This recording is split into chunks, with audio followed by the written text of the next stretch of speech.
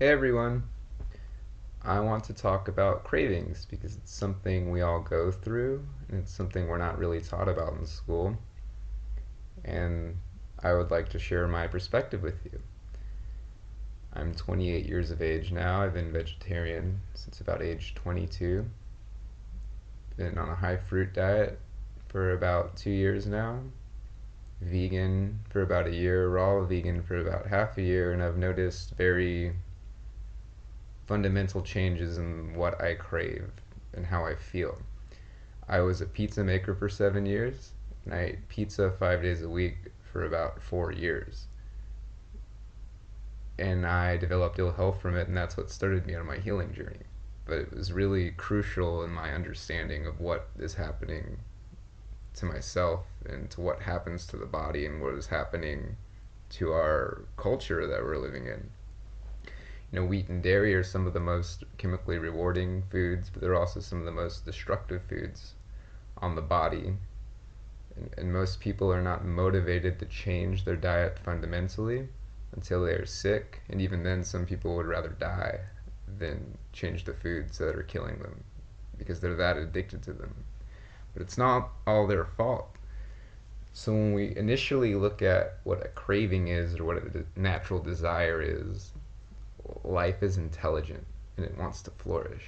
So you look at the desire to procreate or have sex. It's innately pleasurable. This is to ensure continuation of the species. And you look at fruit. Fruit is naturally sweet and it naturally tastes good. And you know the benefits of fruit is amazing, of like all the vitamins and minerals and its ability to detoxify. But like, what is a craving for chocolate cake? It makes us sick in the long run.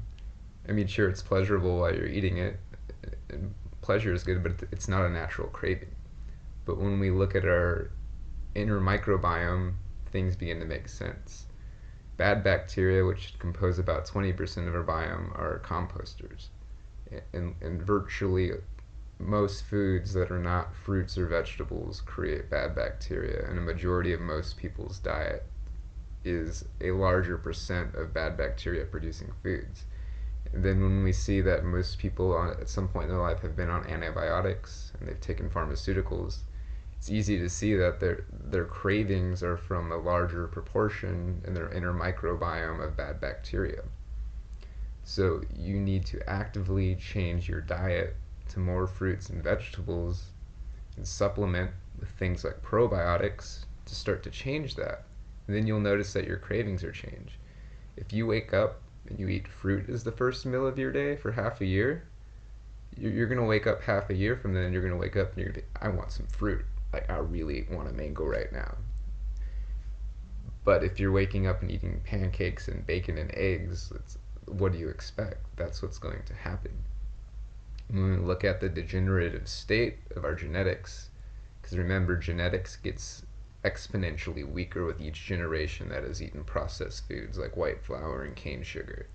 And we're having children now born with autoimmune disorders, cancer, mental disease.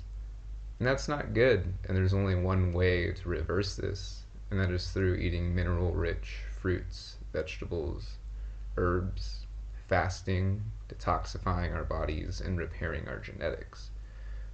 So what you can do is you can use unnatural cravings as the tool to indicate to you what you should not be eating.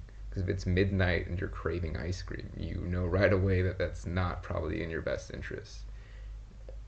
And if instead of a salad you're really craving fried potatoes and ranch and fried chicken, you know that that's probably not what's best for you. Now, it doesn't make it any easier to not crave those foods, but it's a tool. As far as like practical advice for cravings, again, initially just up the amount of fruits and vegetables that you eat. And as you get full on those, you'll naturally want to eat less of other foods. But it's definitely a transitional process that you need to be aware of. Like kombucha can help with alcohol. Sauerkraut and fermented foods also help cravings out. But you just have to tough it up sometimes and just eat what you know is what's good for you. I mean, like, dressings really make salads taste good if you're having trouble eating vegetables. Fruit tastes good. So, really, it's just a transition. Just make the first meal of your day fruit. Divorce proteins from starch and being in the same meal, and rather eat protein or starch with vegetables. Try to eat within an 8 to 10 hour time period within the day and give the rest of the day time to digest the food.